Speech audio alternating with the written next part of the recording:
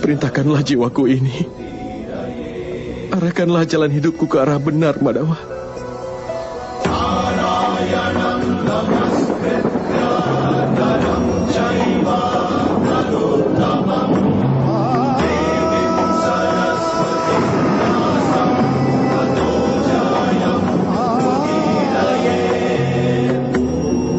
Setelah mengetahui semua itu, akankah aku dapat mengatasi kelemahanku?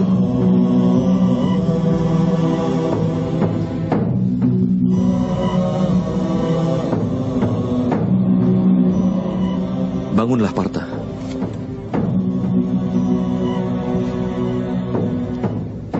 Sekarang dengarlah. Memahami rahasia kehidupan berarti juga memahami bentuk nyata dari penciptaan itu sendiri. Memasukkan kepalan tanganmu ke dalam arus sungai Gangga, kau tidak akan mendapatkan apa-apa. Tetapi jika kau membuka telapak tanganmu di arus sungai Gangga, maka air suci Gangga akan dapat dinaikkan hingga ke kepala. Pikirkanlah, Partha. Apakah kepalan tangan keangkuhan? Atau sebuah tangan yang terbuka dari pengorbanan? Dapatkah kau memahami pengetahuan ini? Apakah itu kepalan tangan keangkuhan? Atau tangan terbuka dari pengorbanan yang telah kau pikirkan? Dapatkah kau memahami pengetahuan ini?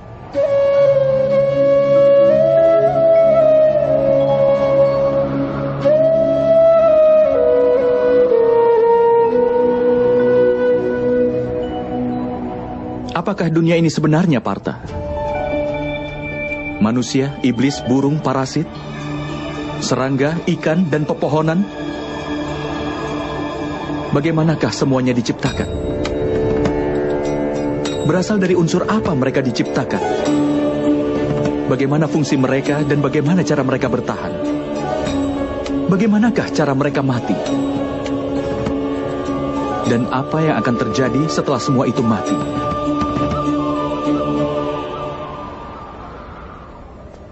Renungkan akan rahasia ini. Tubuh manusia terbuat dari tanah, Madawa. Air mengalir di dalamnya sebagai darah dan kebaikan. Api memberikan kehangatan pada tubuh, termasuk rongga kosong lainnya yang ada dalam tubuh. Karenanya, tanah, udara, air, api, dan juga ruang. Tubuh terbuat dari kelima elemen dasar yang disebut Pancamahabhuta. Karenanya, Bhisma yang agung, Guru Drona, tidaklah lebih dari tanah, air, udara, api, dan ruang saja. Bahkan orang pintar pun terdiri dari kelima elemen itu. Begitu juga dengan para tirani. Jadi apa yang akan kau rindukan, Partha? Apakah tanah? Tapi Madawa, tubuh ini memang terbuat dari tanah yang juga melambangkan ciri manusia itu sendiri.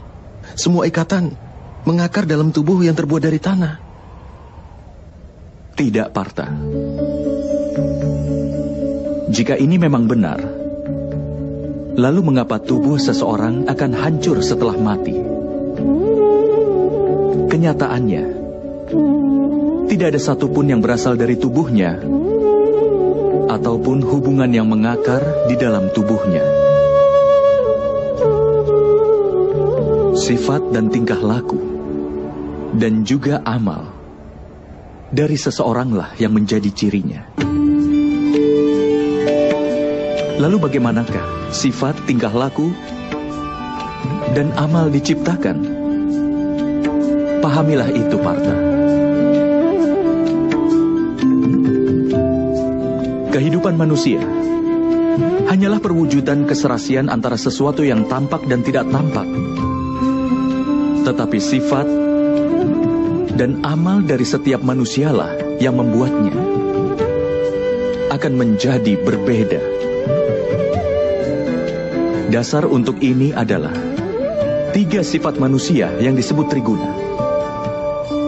Terdiri dari tamas, rajas, dan satwam. Apa yang dimaksud dengan itu, Madawa? Tamas berarti kebodohan. Menghabiskan hidup tanpa memikirkan, baik atau buruk bisa dikatakan tamas yang berhubungan dengan kebodohan. Seperti halnya kehidupan binatang, yang semata-mata hanya untuk memenuhi keinginan tubuh mereka. Satwam sendiri, artinya adalah kebaikan. Ketika seseorang dalam situasi tertentu, memikirkan keadilan, kebenaran, dan tradisi sebelum melakukan sesuatu, maka dia disebut sebagai satwam yang berhubungan dengan kebaikan. Di tengah kedua hal itu adalah seseorang yang menguasai ilmu pengetahuan, tapi dia juga tertarik akan nafsu tubuh dan juga pikirannya. Seperti manusia yang hidup dengan keangkuhan, artinya rajas yang berhubungan dengan nafsu.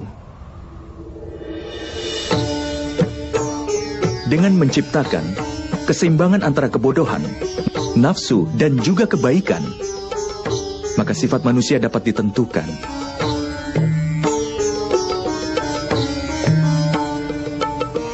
Lihat juga kakekmu Bhisma Partha. Dia punya keseimbangan antara kebaikan dan kebodohan.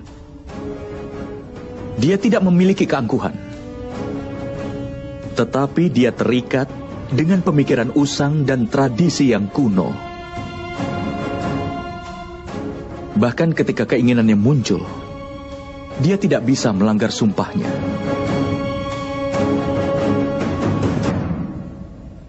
Lihatlah Guru Drona. Dia memiliki baik pengetahuan maupun keangkuhan. Pengetahuan membebaskan manusia, tetapi keangkuhannya tidak membiarkannya mencapai kebebasan.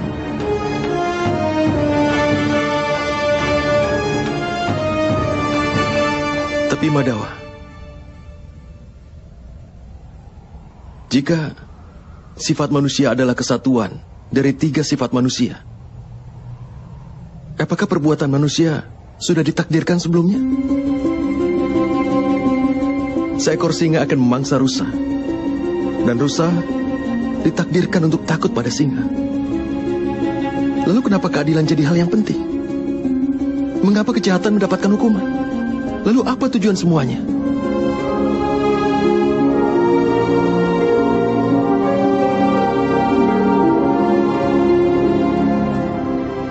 Sebuah pertanyaan yang bagus, Partha. Tapi pertama-tama pahamilah apa yang dimaksud dengan manusia itu. Manusia tidak hanya gabungan dari 5 elemen dasar itu, tidak hanya kelima wujud itu, panca indera penggerak, dan 3 sifat manusia, tidaklah hanya gabungan dari ke-23 wujud itu. Agar manusia dapat menjalankan fungsinya, dia memerlukan energi, dan energi itulah yang disebut dengan kehendak.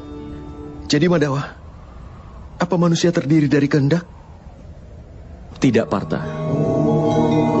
Bersamaan dengan kehendak manusia dan gabungan dari ke-23 unsur itu adalah ciptaan. Dan yang berada dalam peringkat disebut manusia ini terbuat dari 23 unsur, yang artinya percikan terkecil dari dewa, yang dinamakan sebagai jiwa. Ketika ciptaan dan manusia menjadi satu, yang berarti ketika percikan terkecil dari dewa berada dalam tubuh seseorang sebagai jiwa, saat itulah manusia akan hidup.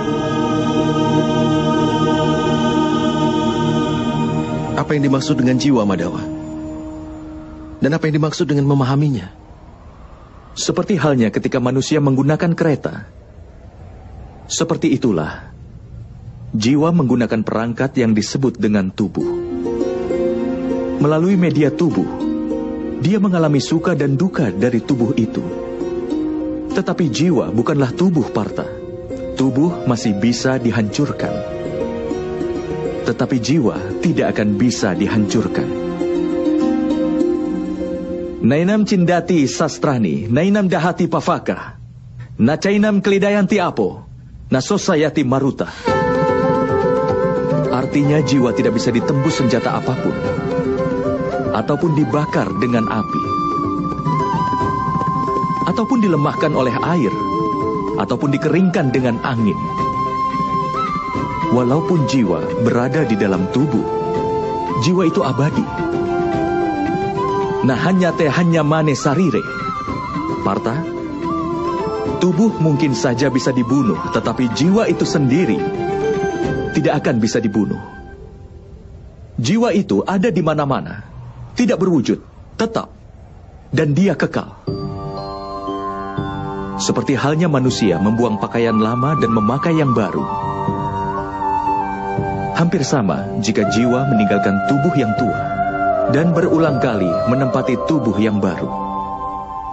Tapi Madawa, melalui tubuhku, aku bisa merasakan dunia.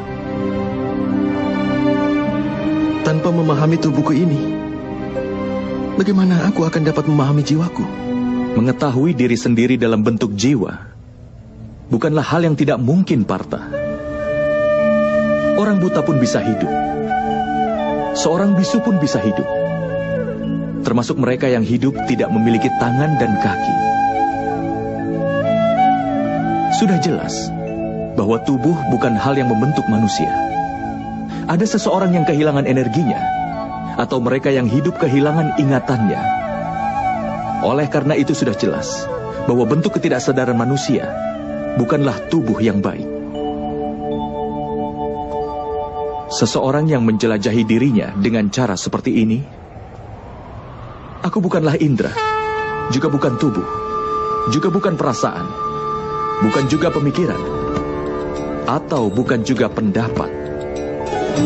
Orang yang bisa memahami hal ini, akhirnya akan dapat memahami dirinya dalam bentuk jiwa.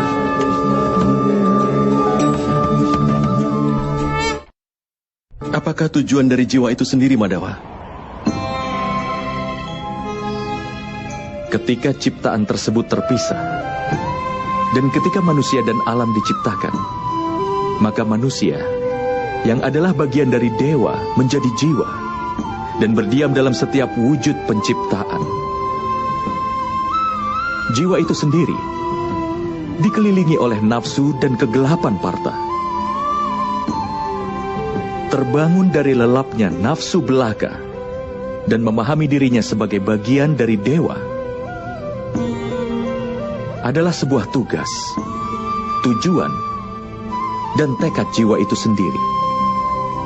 Tapi Madawa, jika setiap jiwa adalah bagian dari dewa, apa perkembangan dan kemunduran dikendalikan sendiri oleh dewa? Seperti permata tergeletak di tanah, tidaklah hilang kilauannya. Demikian pula jiwa yang dikelilingi oleh wujud penciptaan yang mengetahui bahwa ini merupakan bagian kecil dari dewa. Seringkali jiwa menganggap bahwa tubuh mereka adalah segalanya. Mereka berbeda dengan jiwa itu sendiri yang tidak mereka ketahui. Melalui sebuah penderitaan, bau, rasa yang dirasakan oleh tubuh, maka akan dianggap sebagai sebuah pengalaman. Dan mereka tidak pernah berusaha keras untuk berubah.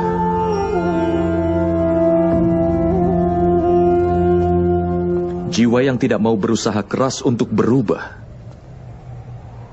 dan tetap melakukan ketidakadilan, mengingatkan dan menghukum mereka adalah hal yang tidak bisa dihindari.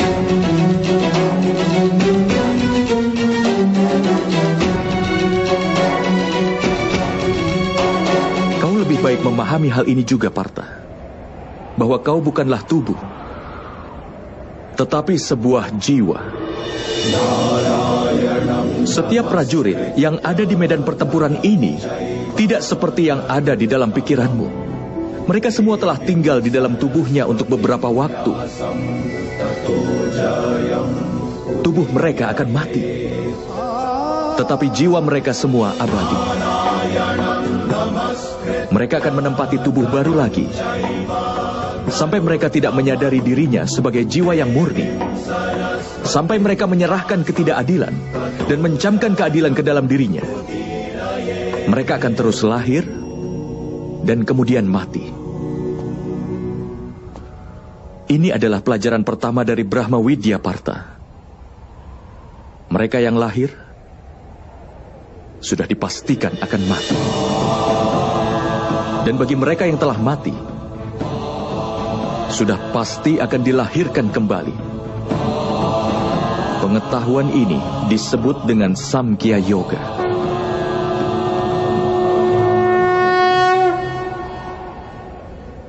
Apa keadilan dan ketidakadilan itu, Madawa? Jalan yang dipijak oleh manusia, di mana dia akan melihat dirinya sebagai jiwa. Dan mengetahui dirinya adalah bagian kecil dari dewa. Maka jalan itu dinamakan keadilan.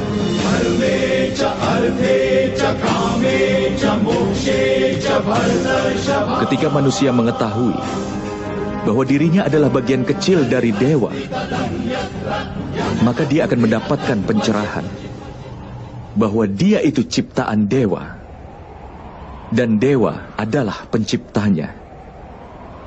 Tidak ada perbedaan di antara ciptaan dan dewa.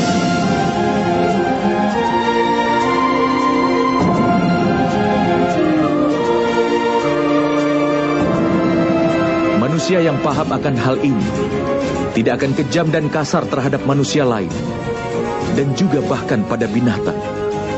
Dia sudah tahu bahwa dengan memotong anggota tubuhnya akan menyebabkan rasa sakit. Tidak hanya pada organ itu saja, tapi juga dialami semua bagian tubuh lain.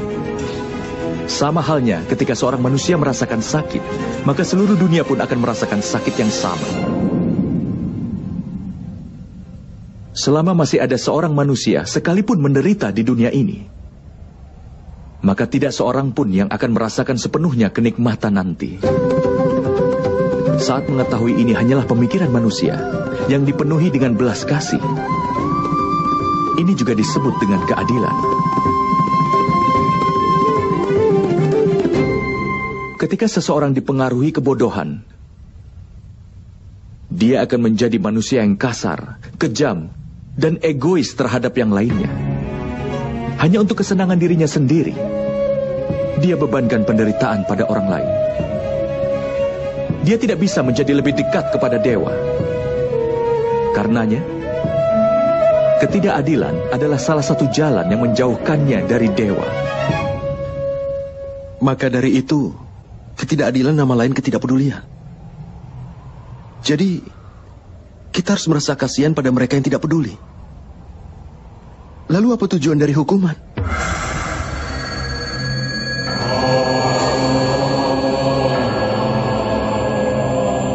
Ketika seseorang enggan mengetahui nilai dari pengetahuan, atau bahkan enggan untuk melirik pengetahuan itu, maka hukumannya adalah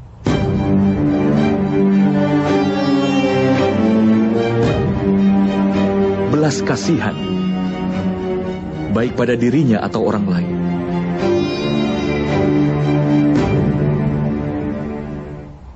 Tahap-tahap penciptaan akan selalu menurut kehendak dewa. Itu tidak akan terelakkan.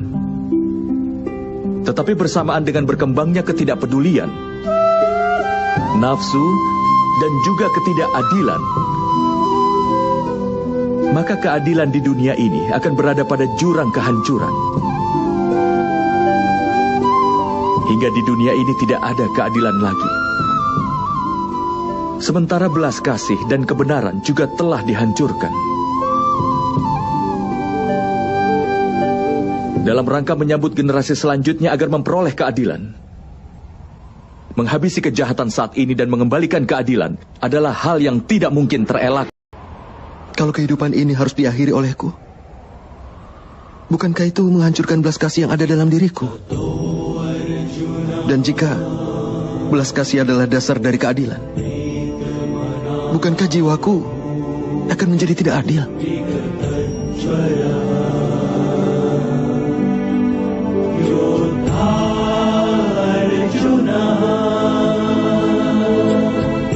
batas dari keadilan sudah pasti akan dibuat. Tetapi batas dari amal belumlah dibuat, Partha. Perbedaan di antara amal dan perbuatan sangat perlu untuk lebih dipahami lagi. Semua amal adalah perbuatan, tapi tidak semua perbuatan adalah amal. Amal adalah suatu perbuatan di mana hasilnya sangat diharapkan. Ketika seseorang melakukan amal dan berharap mendapatkan kenikmatan, kekayaan, dan kehormatan, maka dia terikat pada hasil perbuatannya itu. Ketika amal ditunjukkan untuk mengharapkan suatu hasil, maka dinamakan sakam karma yoga.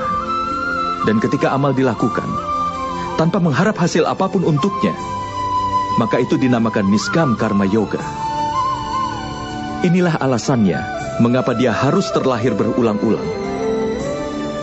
Kenyataannya, manusia tidaklah terikat oleh sebuah amal, tapi rantai pengharapan yang terhubung dengan amalnya lah yang mengikatnya.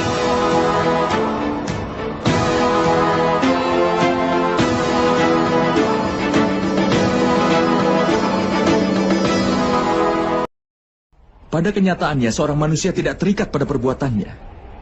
Harapan yang terhubung pada perbuatanlah yang mengikatnya. Bagaimana bisa, Madhawa?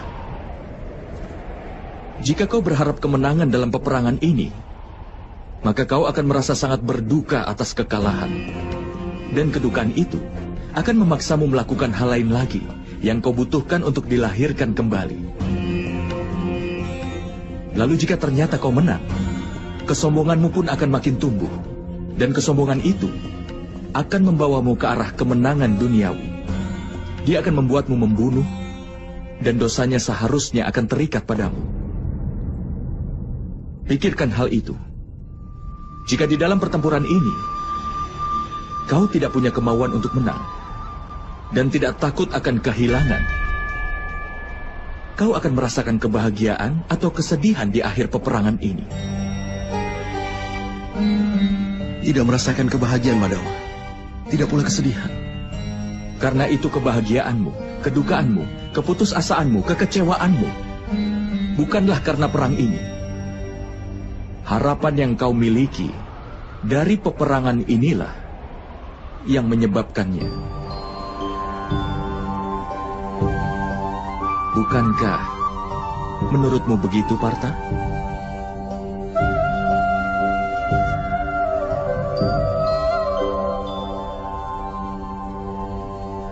Karena itu, memegang sukacita dan duka cita secara seimbang, tanpa memikirkan akan mendapatkan kehilangan, kemenangan atau kekalahan. Dan itu artinya, jika kau terlibat dalam pertempuran, maka sukacita, duka cita, kehilangan, kemenangan atau kekalahan, wahai putra Kunti, maka kau tidak akan menanggung dosa apapun. Inilah yang disebut karma yoga.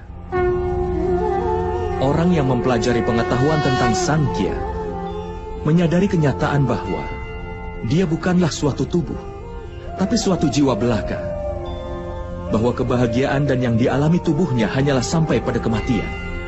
Dan karena itu tidak nyata, tetapi hanya sebuah ilusi. Baginya, menjadi seorang karma yoga menjadi lebih mudah. Tapi Madhawa, jika perbuatan dimaksudkan untuk dikendalikan, bukankah bijak untuk melepas keduniaan dan menempuh jalan kesucian? Pemikiran seperti itu adalah satu-satunya alasan untuk perang hari ini, Partha.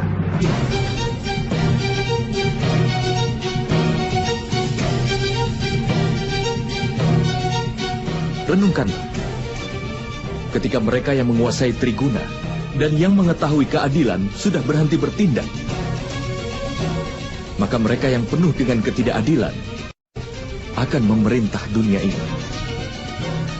Tapi Partha, kenyataan pahitnya adalah bahwa hanya mereka yang baik yang bisa berguna bagi dunia ini. Tapi mereka orang yang selalu berpikir tentang kesucian. Layaknya air yang melayang sebagai uap dan debu yang tetap berada di sana. Sama halnya dengan orang suci dan terpelajar yang meninggalkan dunia. Dan mereka yang tidak adil namun dikuasai kebodohan sudah memerintah dunia. Atas alasan ini dosa-dosa dan ketidakadilan tumbuh di dunia ini.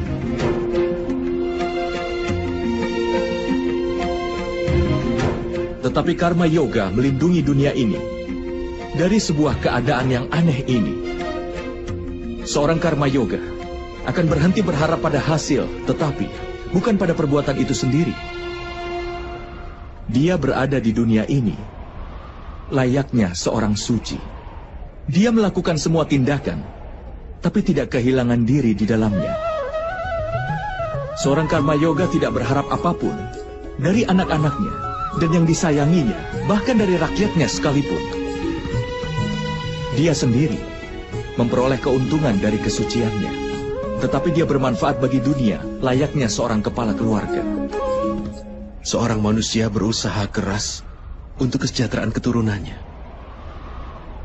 Bagaimana bisa dia tidak berharap sukacita dari keturunannya? Apapun yang dilakukan oleh manusia untuk anak-anaknya, itu sebuah transaksi atau cinta, Partha. Cinta, Madawa. Lalu mengapa mengharapkan suatu hasil atas perbuatannya, Partha? Keuntungan di masa depan yang diukur dalam suatu transaksi dan bukan dalam cinta. Manusia yang membentuk watak anak-anaknya dengan baik dan melimpahkan kesucian cinta dan keadilan, anak-anaknya tentu akan memberikannya cinta dan perlindungan. Perbuatan dan kelakuan orang yang disayang mencerminkan perbuatannya sendiri. Dan ketika seseorang tidak lagi berhak atas perbuatan mereka sendiri, lalu apa gunanya lagi untuk memiliki harapan besar dan kemudian juga berharap besar kepada mereka? Jika kau pikirkan ini dalam-dalam, Partha, kau akan segera menyadari bahwa tidak ada perbuatan di dalam kehidupan yang menghubungkan harapan dan pengharapan yang tidak terelakkan. Ketika makhluk adalah dewa, dan manusia adalah bagian dari dewa, maka semua tindakan disebabkan oleh dewa itu sendiri. Seorang manusia tidak akan melakukan apapun dengan sendirinya. Inilah prinsip dasar dari karma yoga, Partha.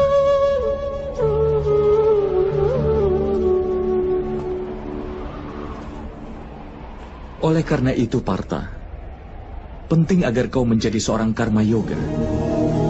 Dan berjuanglah dalam peperangan ini dengan melepaskan Triguna. Bebaslah darinya, Partha.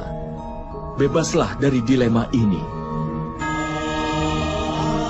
Pikirkanlah selalu kebaikan yang adalah dewa sendiri.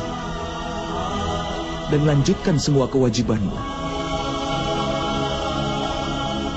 Hasrat yang kau miliki untuk mencapai sesuatu dan pikiran untuk mempertahankan sesuatu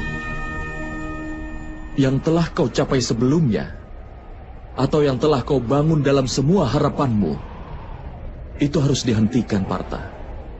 Dan bebaskan jiwamu sekarang juga.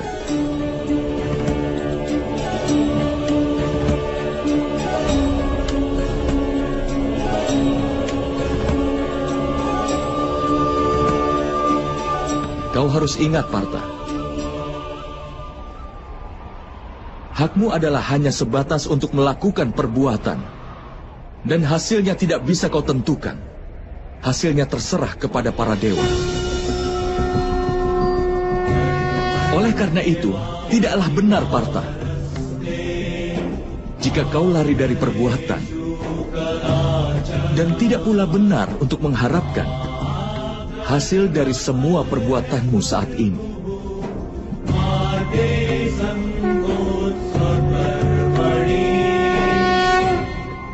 Orang yang tidak mengharapkan hasil, tapi tidak berhenti berbuat baik. Lalu bagaimana seorang karma yoga itu bisa dikenal, Madawa? Dengar, Partha. Orang yang membuang makanan hanya untuk mengabaikan rasanya. Pada kenyataannya hasrat untuk merasakan tidak pernah hilang dari pikirannya. Dia pun menghadapi kehilangan 2 kali lipat. Pertama-tama dia menjadi lemah. Dikarenakan usahanya untuk mencapai dewa yang tidak terelakkan, tidak bisa dia lakukan. Dan kedua, pikirannya selalu dipenuhi dengan hasrat untuk merasakan apapun. Oleh karena itu, daripada mengabaikan makanan seseorang, lebih baik berhenti berhasrat untuk merasakannya sendiri. Seorang karma yoga mengeluarkan semua hasrat dalam pikirannya. Dia menerima kehidupan sebagai kewajiban dan menjalankan tugasnya. Tapi dia tidak pernah selaras dengan tindakannya. Dan Partha, seseorang yang tidak punya harapan dan pengharapan dari tindakannya adalah orang yang tujuannya akan terpenuhi. Orang yang pikirannya tidak goyah walaupun setelah mengalami kegagalan. Orang yang tidak berpikir bahwa dia yang paling hebat bahkan setelah kesuksesannya. Orang seperti itulah yang disebut sebagai karma yoga. Dan orang seperti itu akan berhasil dalam kehidupannya hingga berulang kali.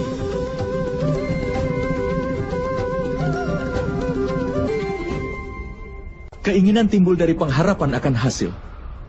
Dan ini adalah sifat dari keinginan yang akan tetap tidak akan terpenuhi.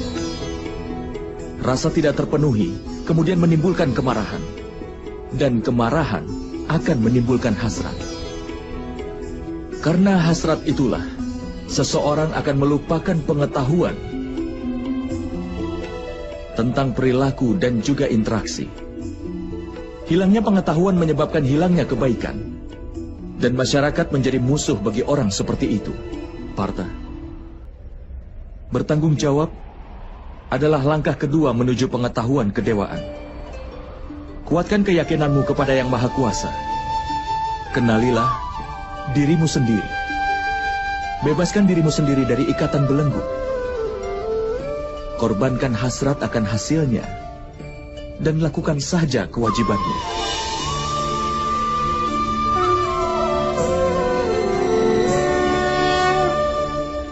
Dengan menguatkan keyakinanku pada Yang Maha Kuasa, bagaimana aku bisa menjadi orang yang berbakti? Partha, dikarenakan oleh Sankhya Yoga, seorang manusia tetap mengingat Yang Maha Kuasa. Dan mengingat Yang Maha Kuasa akan melahirkan rasa pengabdian pada manusia itu sendiri. Dan rasa itu disebut dengan pengabdian. Pengabdian mencerahkan seorang manusia tentang mana yang benar dan yang salah. Dan pengetahuan itu memberinya penglihatan terhadap Yang Maha Kuasa. Orang yang mendapatkan penglihatan terhadap Yang Maha Kuasa, dia akan menjadi orang yang paling berbakti.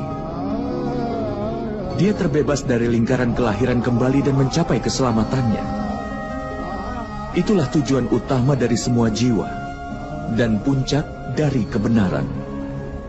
Tapi bagaimana aku bisa berbakti tanpa penglihatan terhadap Yang Maha Kuasa, Madawat? Untuk bisa mendapatkan penglihatan terhadap Yang Maha Kuasa, singkirkanlah keserakahan, kesombongan, kemarahan, dan juga prasangka. Jika seseorang yang duduk dalam gelap berkata bahwa dia ingin melihat matahari, apa yang akan kau sarankan? Tidakkah kau akan katakan untuk keluar dari ruangan itu dan berdiri di bawah langit terbuka? Matahari sudah ada di sana sebelumnya. Sama halnya Partha, alam semesta ini adalah Yang Maha Kuasa. Yang Maha Kuasa adalah segala sesuatu. Tidak ada sesuatu kecuali hanya Dia saja. Seseorang yang melihat jiwanya sendiri akan melihat Yang Maha Kuasa. Layaknya rasa dari sebutir garam tidak berbeda dibanding dengan rasa di lautan. Sama halnya pula, suatu jiwa tidak akan jauh berbeda dari Yang Maha Jiwa. Artinya, Madawa, apakah kau Yang Maha Kuasa?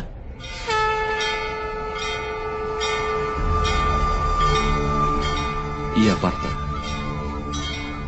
Aku adalah yang Maha Kuasa.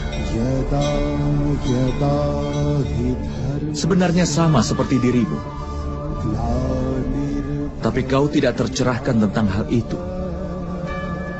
Tidak seperti diriku.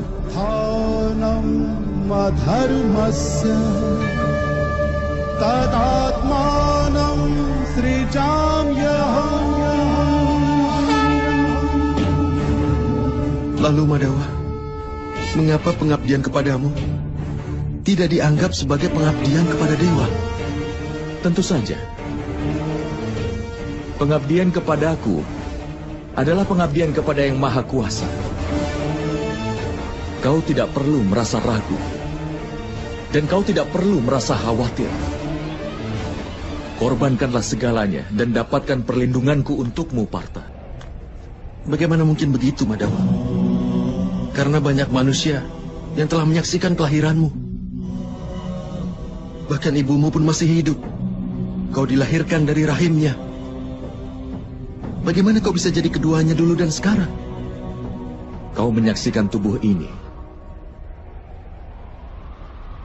Dan aku berbicara dari jiwa.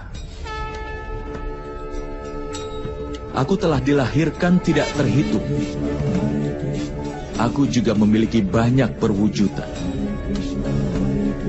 Aku telah berada di dalam banyak rupa. Dan aku pun telah mati tepat di sini.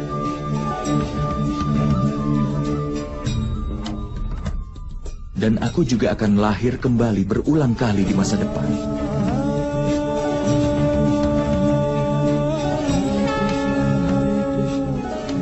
Kapanpun kebenaran terancam, kapanpun yang jahat menampakkan kejahatannya, maka demi menyelamatkan kebenaran itu sendiri, untuk menghancurkan yang jahat dan menegakkan kembali kebenaran, aku akan terlahir kembali. Ini telah terjadi di setiap zaman dan akan terus terjadi di masa depan. Akulah yang Maha Kuasa.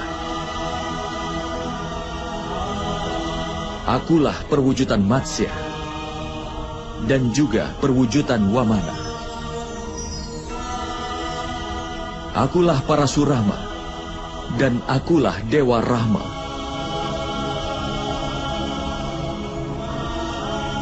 Akulah Brahma, Wisnu, dan Mahesa. Akulah Saraswati, Kali, dan juga Laksmi.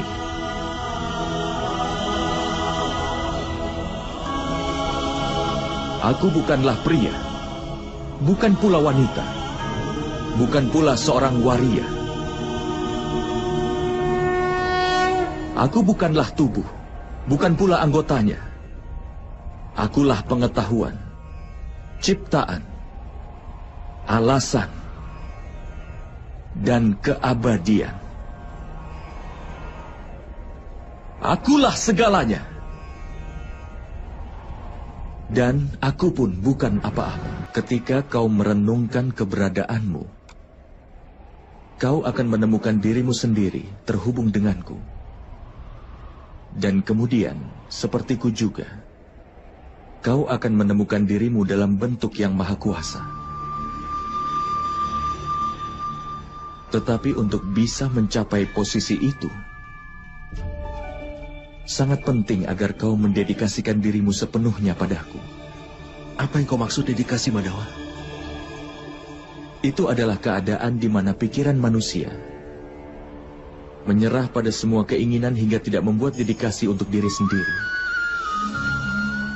Dan tidak juga mengambil sumpah orang dengan cara kerja yang diberikan kepadanya. Pada kenyataannya, kalau kau mulai mendedikasikan dirimu untuk seseorang, dan kau melakukannya sendiri, pikiranmu, akalmu, pengetahuanmu, keinginanmu, emosimu, dan segala sesuatu yang kau miliki kepada seseorang, maka komitmen tersebut disebut sebagai sebuah pengabdian.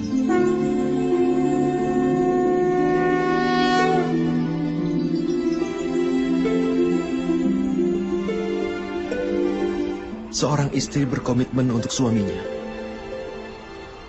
Prajurit berkomitmen pada panglima pasukannya. Sementara murid berbakti pada gurunya. Semua bentuk pengabdian itu apakah sama? Bukankah semua itu untuk mencapai Yang Maha Kuasa? Tidak, Partha.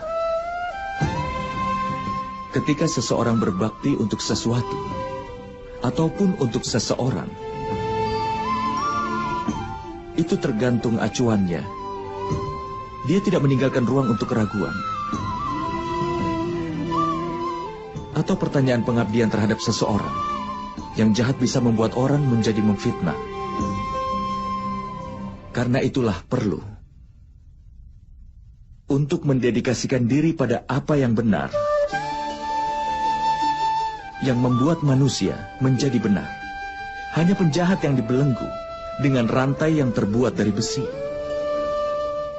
Lampu candi diikat oleh rantai yang terbuat dari kuningan. Kemudian juga ada rantai emas yang melingkar di leher kita sebagai sebuah hiasan. Kesetiaan terhadap suami, terhadap guru dan teman, itu hanya beberapa bentuk kesetiaan, Partha. Tapi yang disebut kesetiaan sejati adalah kesetiaanmu terhadap Yang Kuasa.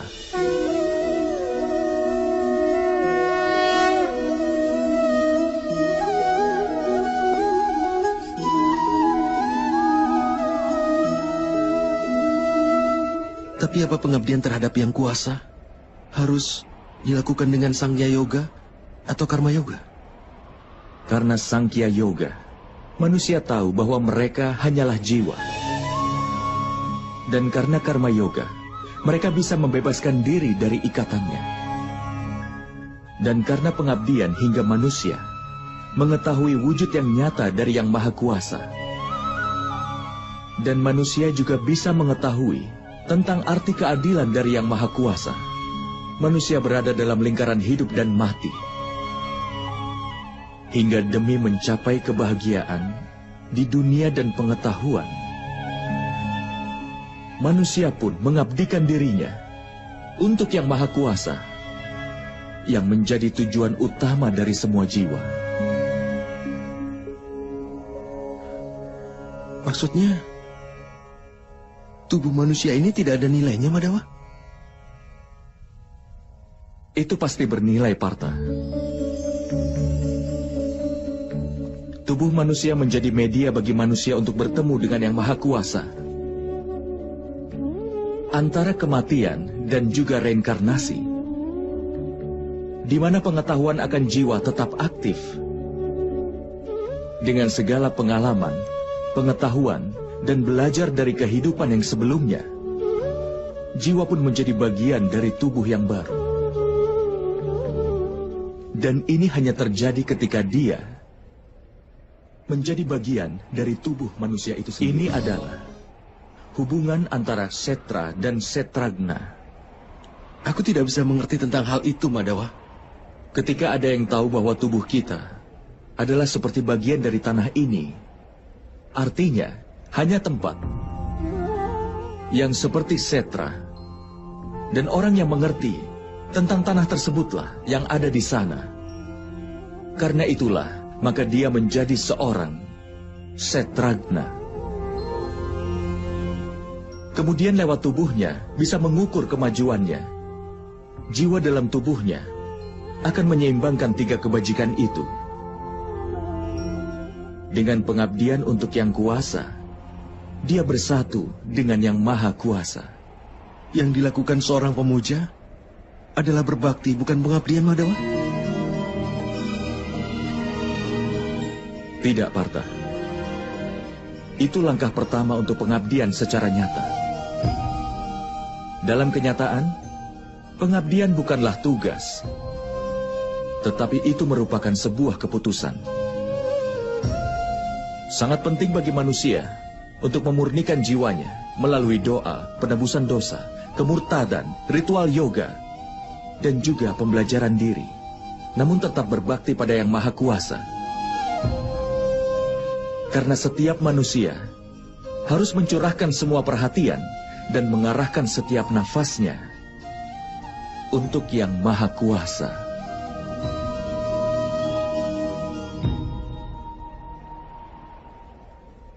Jika pengabdian adalah keputusan, lalu apa pentingnya berdoa, penebusan dosa, dan hal semacamnya? Hanya cara dan alat untuk membersihkan dirimu hari ini, dan nanti akan kotor lagi. Pikiran manusia akan tertuju lagi pada Yang Maha Kuasa hingga berulang kali. Karena itulah perlu untuk berdoa, penebusan dosa, pembelajaran diri, dan yang lainnya, supaya kau selalu ingat setiap waktu bahwa hidupmu adalah pengabdian untuk Yang Maha Kuasa. Tidak penting bagian sungai mana yang kau selami. Yang penting adalah bahwa kau bisa menyelam. Hanya ada satu dedikasi dari Bhakti Yoga, bahwa dengan menyerahkan kehidupannya ke Yang Maha Kuasa, manusia harus meneruskan pengabdiannya untuk Yang Maha Kuasa agar dia bisa menjaga kebaikan dalam hidupnya. Lalu apakah kebajikan dan kebaikan itu, Madhawa? Tanpa alasan, demi kepentingan diri melakukan kekerasan adalah dosa. Sesungguhnya, anti kekerasan adalah dharma yang utama. Selain itu, kejujuran, tidak emosi, pengorbanan, ketenangan jiwa, tidak menjelekkan orang lain, perasaan ulas asih, tidak tertarik kepada sukacita, tidak melakukan sesuatu tanpa alasan, tenang, sabar, pemaaf, dan kesucian tubuh, serta tidak melawan kebenaran dan juga tidak angkuh. Sifat-sifat mulia ini disebut sebagai sifat sattvik, atau sebuah sifat yang mulia. Dengan ini manusia bisa melakukan kebaktian, artinya bisa berbakti kepadaku, sambil menjalankan kewajiban dalam hidupnya, sambil menegakkan kebenaran, dan hidup tanpa mengharapkan pahala dari perbuatannya. Orang seperti itu sudah pasti akan aku berikan ketenangan, dan setelah kematian ku beri tempat untuk bersemayam dalam diriku.